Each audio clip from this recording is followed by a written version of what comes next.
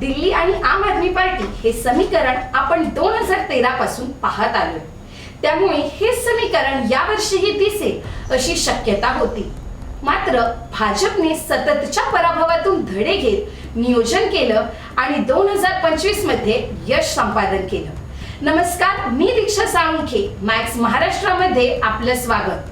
कुठलीही राजकीय पार्श्वभूमी नाही, उच्च शिक्षित लोकांचा पक्ष अशी आप या पक्षाची ओळख। मोफत वीज, पाणी, शिक्षण आणि आरोग्य अशा महत्त्वपूर्ण योजना राबवूनही आप पक्षाला दिल्लीत अपयश का आलं हे आज या व्हिडिओच्या माध्यमातून आपण पाहणार आहोत। लोकाभिमुख राजकारणाचा परिणाम कमी होणं।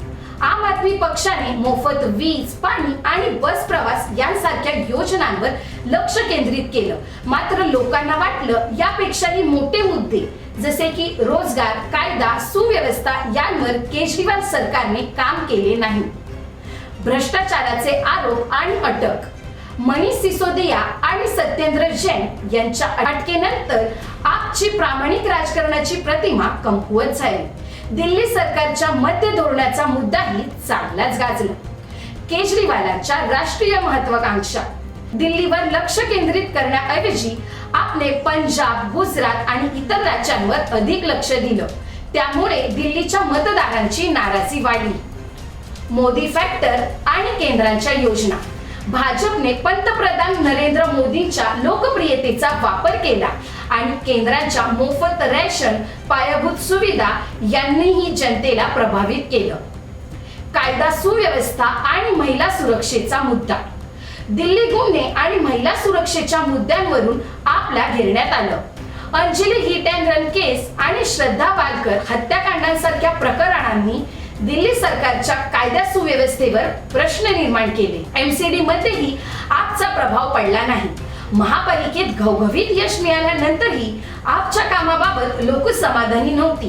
कचरा व्यवस्थापन आणि भ्रष्टाचारांच्या आरोपांनी आपची प्रतिमा खराब केली। वीज पाणी सारख्या योजनांचा प्रभाव कमी झाला। मोफत वीज पाणी या योजनांच्या निधीबाबतही प्रश्न उपस्थित करण्यात आले। कित्येक भागात पाणी पुरवठ्याची समस्या कायम राहिली। PM Modi versus Kejriwal narrative. या विधानसभा निवडणुकीला मोदी विरुद्ध केजरीवाल असा रंग देण्यात आला। यात मात्र आम आदमी पार्टी मागे पडली। पंजाब सरकारच्या कामाचाही प्रभाव। पंजाबमध्ये आपचं सरकार आहे, तिथल्या सरकारच्या कायदा सुव्यवस्थेवरही प्रश्न उपस्थित करण्यात आले। त्याचाही परिणाम दिल्ली विधानसभा निवडणुकांवर झाला। कार्यकर्त्यांचं नेटवर्क आणि कमकुवत संघटन। भाजपचं निवडणूक संघटन मजबूत होतं, तर दुसरीकडे आपचे कार्यकर्ते निवडणुकीत तेवढे सक्रिय दिसले नाही। तर ही होती आम आदमी पार्टी निवडणुकीत हरण्याची 10 मुख्य आणि मोठी कारणे। असेच नवनवीन आणि माहितीपूर्ण व्हिडिओ पाहण्यासाठी मॅक्स महाराष्ट्राच्या सर्व सोशल मीडिया अकाउंट्सला आवर्जून सबस्क्राईब व फॉलो करा। व्हिडिओ आवडल्यास इतरांसोबत शेअर करा। तुमच्या सूचनांचं स्वागतच आहे। धन्यवाद।